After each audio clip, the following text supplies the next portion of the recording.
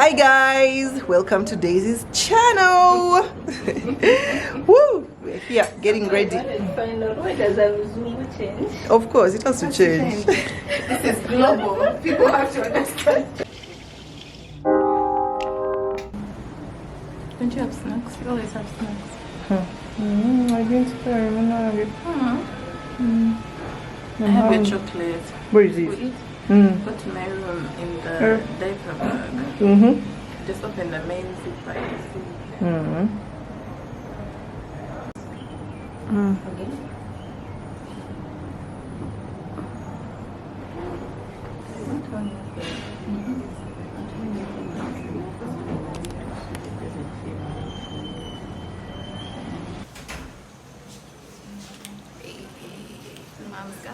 Today is D-Day. I am getting ready. I'm in my room. This is my perfume of the day. It's Fantasy by Britney Spears. I am excited and now getting nervous, but yeah, I can't wait to see what God does today. Mom's Gather. Hey guys, 20th is here. Mom's Gather is a go. Excited. The weather is great. The outfits are great. They are giving. Makeup is giving. We're feeling good. We are praying that you guys are impacted. The ladies that come. We just can't. It's going to be awesome. We have really put our hearts and soul. Hey, yeah. All right. God is in it. Let's go.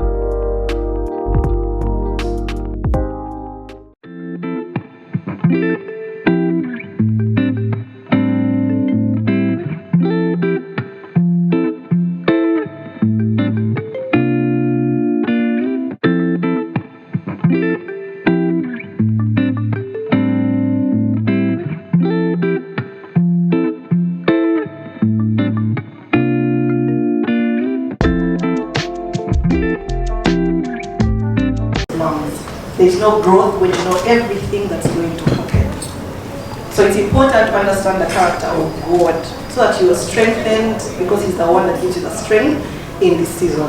Yeah? Because if you try to do it alone, you will surely fail. Yeah. And motherhood is not easy. We cannot begin to paint it as easy. And sometimes, because of the pressures of life, we're tempted to compare. Comparison enters the chat. You're wondering, how come she mothers like that?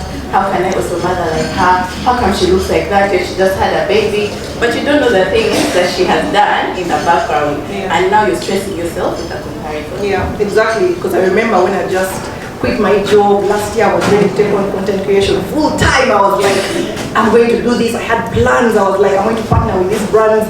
Lo and behold, I found out I was pregnant. You guys all know the Kisaasi story. You don't know it. Please tell your neighbor to tell it to you. Watch YouTube or watch the YouTube. I found out I was pregnant, and I don't know if it's just me, but I feel like pregnancy and motherhood takes you back a bit. You're slower. People are leaving you. But then when you think about it, leaving you where? To where? Like, why are we comparing someone else's journey? Because we are all on different journeys. Yeah. And I remember in that season, we signed our biggest contract because we learned to trust God. Like, okay, this has happened. We're swallowed. Kisaasi is thinking, but alas, the babies were here, and we just learned to trust God. And He opened doors during that season. We learned to accept Him, and it was awesome. Look at where we are now. Yeah. Following your purpose and your calling will not always be easy. Even planning this event has not been easy. You see all these things, you are seeing us on stories, but the behind the scenes, there were so many no's, there were so many, oh my goodness. But God walked before us, he went before us, and I kept on telling Lisa, this is bigger than us.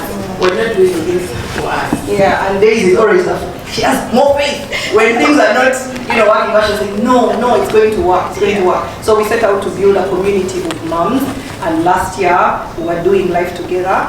Today we are thriving in our season. Welcome to the Mom's Gala. I got the call from Daisy. I was a bit taken aback when I was like, why me? What should I possibly have to say with this theme? And as I reflected over the last 2 weeks, and after a conversation with Serena, I was like, oh, okay, maybe there's something I can share. My name is Racheal, like you heard. I'm at a point in my life where I take, this might sound maybe offensive to some people, but I take a lot of things seriously now. I don't take things for granted. It's a phrase that we hear a lot. And when Daisy asked me to speak, I began to pray and ask God, what am I going to say? Because I don't believe that I'm a carrier of my thoughts and opinions. I want to say what God wants me to say because it might change your life. It might change the course of things. I feel that when we have better perspective, because we don't know how long your season is going to last, right? So I got married in 2013, and God was very gracious to me. Following year in 2014, I conceived my son, Micah, who is 8. He turned 8 this year. And I didn't struggle to conceive Micah. He came naturally. And like any married woman, like most married women, I thought to myself, oh, I'm going to have this number of children. After I conceived Micah, I'm going to be maybe a year, and then try again for my next child. And I thought, all is well with the world because I've had Micah naturally, I'm going to have other children naturally. And Micah turned a year, then he turned 2 years, and then he turned 3 years, and then he turned 4 years, and then 5, and then 6, and then 7, and then 8. Life was good. I had no major problems. I wasn't married, I ticked a box. I was working at SUV at the time. I had a desirable job. I was getting recognition, and life seemed to be good, right? And then when this desire came, I was like, okay, 1 year is gone, 2 years are gone, 3 years are gone. I'm like, okay, Lord, we're going to be those women who wait 50 years and then they stand up and testify and say, oh my gosh, I waited how many years and now I have a child. I said, I don't want to do that. And then I feel like God was up to something because I had so many years of desperation. And I don't know if there's a mom here who has had to wait for a child. Yes. So you know what I'm talking about. When you desire a child and that child is not coming, we have no control about conception. Make no mistakes. The Bible says God is the one who gives children. So you can drink all the herbs you want, you can go and do all the fertility treatments you want, you can go and do all the IVF you want. As long as God has not okayed it, you will not have those children. And that doesn't mean that he's not allowing God. It doesn't mean that he is somewhere seated laughing at your pain. He's up to something. And we can never know until we yield to him. I remember having conversations with God and saying, I knew what God was up to. In my deepest subconscious, I felt like this was an invitation. God was drawing me in and saying, come, I want to have fellowship with you. And I feel like, but Lord, you give me this thing that I really want, and I promise you, we're going to have all the fellowship. We'll have all the fellowship you want. I'll wake up in the middle of the night, I'll praise, I'll worship, but just give me this thing, because I really want other children.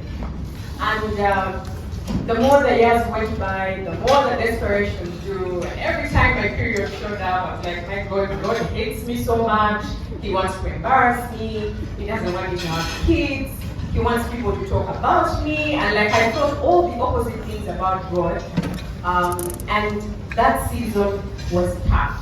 I remember so many conversations with Serena here, where I just needed to pour out my heart. And sorry, I'm a bit vulnerable. Okay.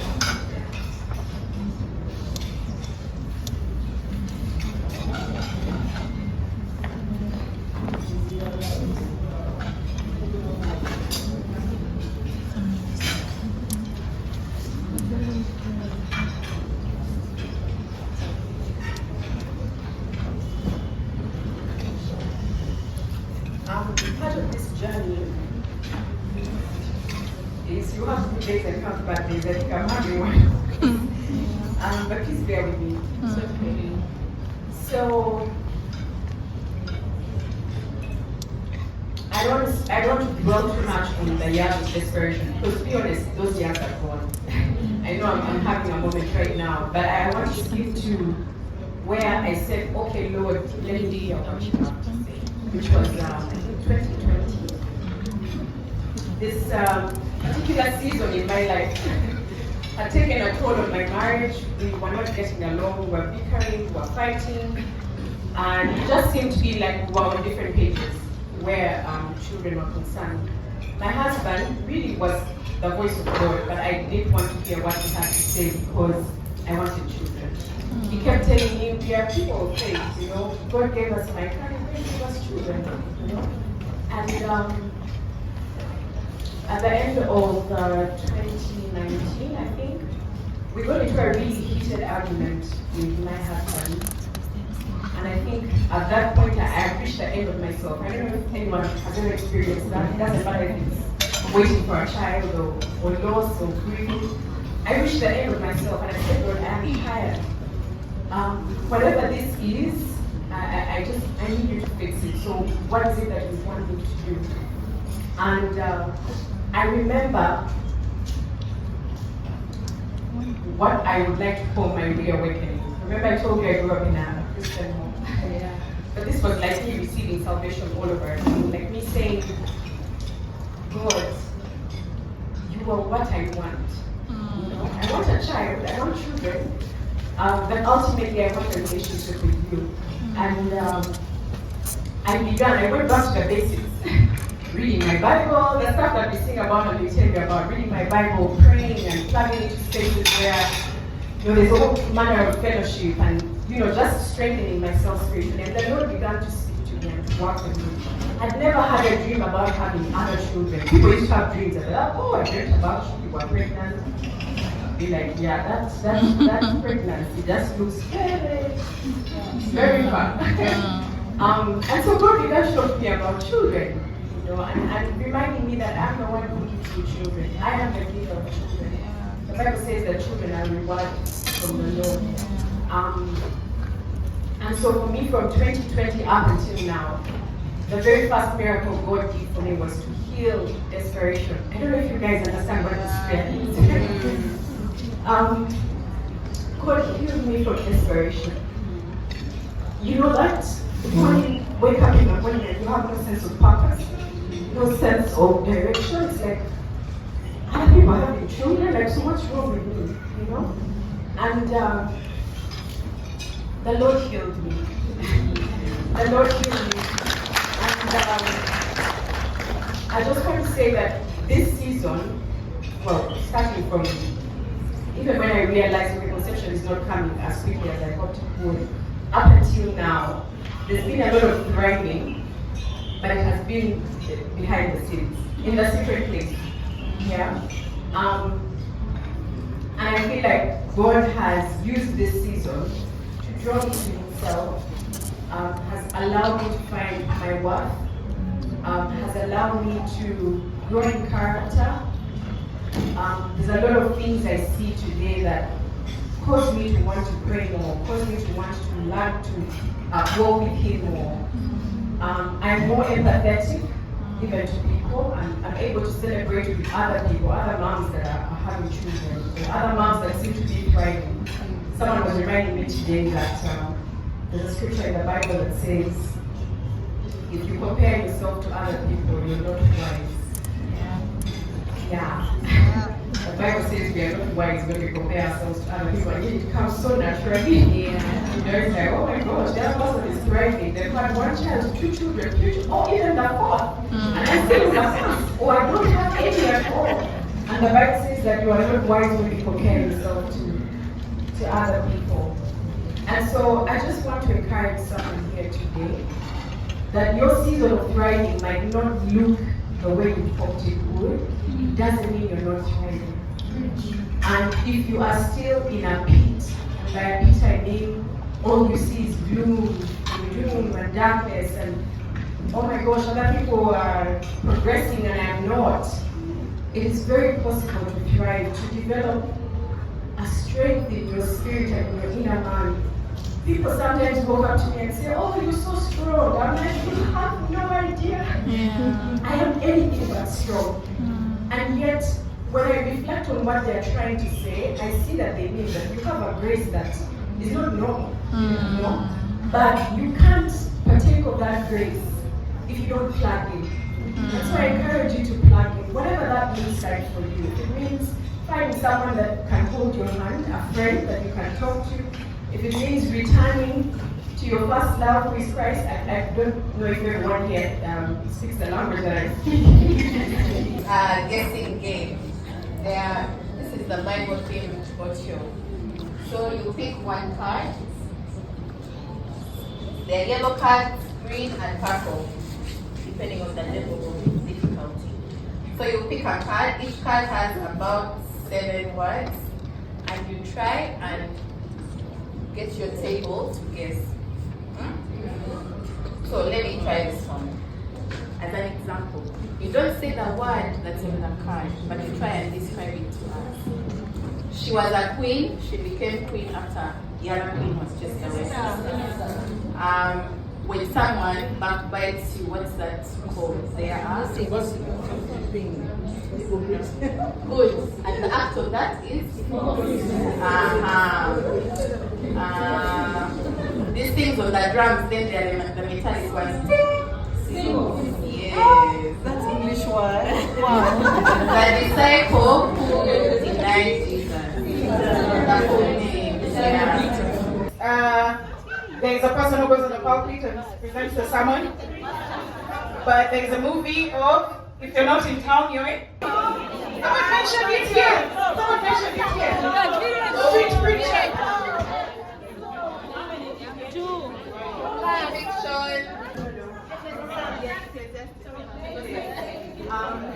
It was eaten at the Last Supper, opposite of Borrower. These people accused Jesus. Sorry, no. 2 words. 2 words. Next. He was second to Jesus. This was the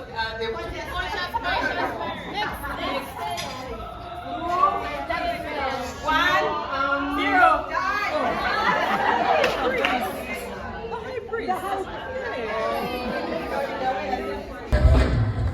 Speak to us, Eunice. Thank you so much. Good afternoon, everyone. Good afternoon. There's a time they are 1 year, then there's a time they are 2, then there's a time they are 3, and it is such a short time. And now I can leave home and I can tell Israel, take care of your brothers. Have you understood? Yes, mommy. He will cook the food, he will feed them, he will put whatever on the table, he will take care of Kel, and even Kel now, he gets a chair, he puts it somewhere, knows where the things he wants to eat are, and he will pick them and eat them. But there was a time when I had to run around and show them everything and show them what to do and where to go. The seasons actually really change. They really change. And I've gone through all of them, and sometimes I look back and I see it and I'm like, oh, this is so sweet. This is very interesting. I sit and I talk with my children because I connect my children to people. I connect with people. There are no medals for the person who cut the most onions while crying. So I get gadgets. I get them so that instead of crying with the onion, I take some time cuddling Kel. You get what I mean? I've learned to work with them because during the teaching stage, you can work together. You know, I gave back to that child, but I got a bad back problem that time. I couldn't walk like, I used to push my feet on the ground like that in order to move from one place to another. And yet at that time, Israel was just about 2.5, 3, and he wanted to run around. And he would get so frustrated. He would say, Mommy, you just lie around with that baby. I have a backache, he wants to run, and he's looking at me like, I just like to lie around with the baby. I'm not just lying around, please. I have a backache. But I look back now, and I can't run with Israel. He's taller than me. He has this cheap voice that is so deep. He's too serious. He's quieter than my husband. How are you, Israel? I'm fine. Are you okay? Yes. And then he just goes to his room and does whatever he wants to do. And I look back and I thank God that a few times I would run around. A few times I would kick the ball with him. Of course, I would kick, and after 2 minutes, the baby is crying, and then he's like, wow, now you're going to go to your bed. But I just want to encourage us. There's going to be seasons when you're not taking care of that baby the way you're taking care of that baby. There's going to be seasons when you're not, having to run around after people. I know moms who say, well, now I get a morning routine. For me, right now, when Brand travels, the children are like, will we get to school early? Because they get ready, then they wake me up. They say, Mommy, we are ready. Like, oh, I'll be there. Like the seasons change because the chronos changes. You understand? Yeah. There's a time they are 1 year, then there's a time they are 2, then there's a time they are 3, and it is such a short time. And now I can leave home and I can tell Israel, take care of your brothers. Have you understood? Yes, mommy. He will cook the food, he will feed them, he will put whatever on the table, he will take care of Kel, and even Kel now, he gets a chair, he puts it somewhere, knows where the things he wants to eat are, and he will pick them and eat them. But there was a time when I had to run around and show them everything and show them what to do and where to go. The seasons actually really change. They really change. And I've gone through all of them, and sometimes I look back and I see it and I'm like, oh, this is so sweet. This is very interesting. I sit and I talk with my children. So my son, Israel, he's always, from the time he was 4 years, he used to say, I want to be the biggest farmer in East and Central Africa. Now, where he learned East and Central Africa from, me and you, now, I don't know. Please don't think I'm a superman. No, it has nothing to do with me. But he used to say that, and I used to look at him and say, look at this. No, East and Central, like, what do you even mean? Do you even know East Africa for starters? But you see, what I did, I used to just make sure I pick opportunities for him. Because children are going to communicate their desires as the chronos goes. Yeah. And that is the second type of timing, the kairos moments. Those God-given moments that are good for you to train, to teach, to encourage, to pick up a habit, they come. And they come all the time. You just have to be very attentive. So when Israel used to say that, I realized this child likes farming. He would cry when you pass a cow. And those were annoying times because you're driving, you want to get to the next town. And it's like, I want to see more. I want to see more. And like, Jesus Christ, you even called the cow. What is your problem? But I asked God for patience because when they are smaller, what you need the most is patience. There's going to be a time when you don't need patience. When they are the ones who need patience to deal with you. Because that's a teenager, lay your bed. He says, this single man is in my hair. I said, you have to remove the patience. The seasons will change. We're going to give each of them a mom affirmation t-shirt from Plus Size Fashion. We are living in a world where you have to be open, you have to, kids are not those kids. So I want to be the kind of mother who is tough, okay? Yeah? Loving at the same time. I don't know how to do that. People cry for motherhood. People cry to have children. It doesn't come easy for everyone. But once you've been given the duty, because it's a job, right? You have to be prepared as you. These children come and they leave. You stay behind. How do they find you? How do they interact with you? A bit of my background, I'm a teacher. I've taught all ages, including young children. So I think it's very important as parents that we stimulate our children, encourage them to grow their gifts and all that. Whatever you notice, please let them try. As mothers, obviously, we strive to, get the best for our children, get them opportunities. But how do you manage if your, husband is not on the same page per se? Because most of the time you find you want to instill some values in your child, and you want to, mentor them, you want to be gentle naturally as a mother, but on the other side it is a bit of a firm hand, and you kind of struggle with that dynamic. How do you find balance?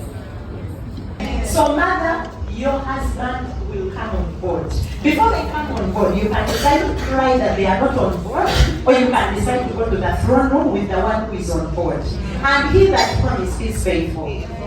Thank you.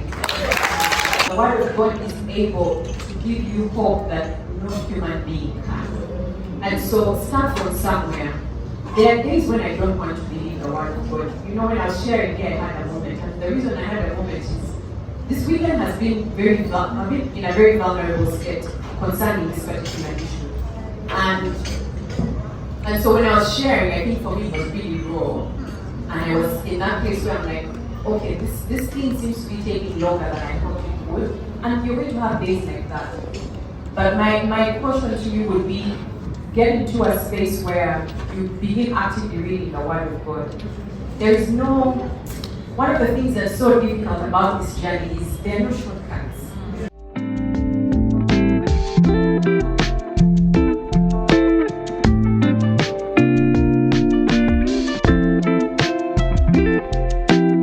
Let's be resources, let's be a community, a safe space for each other.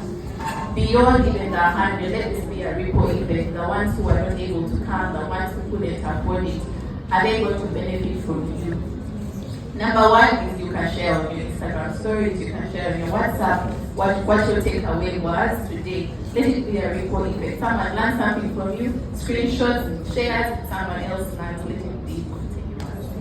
Yeah. Thank you so much, and we hope to see you the next month. Gala!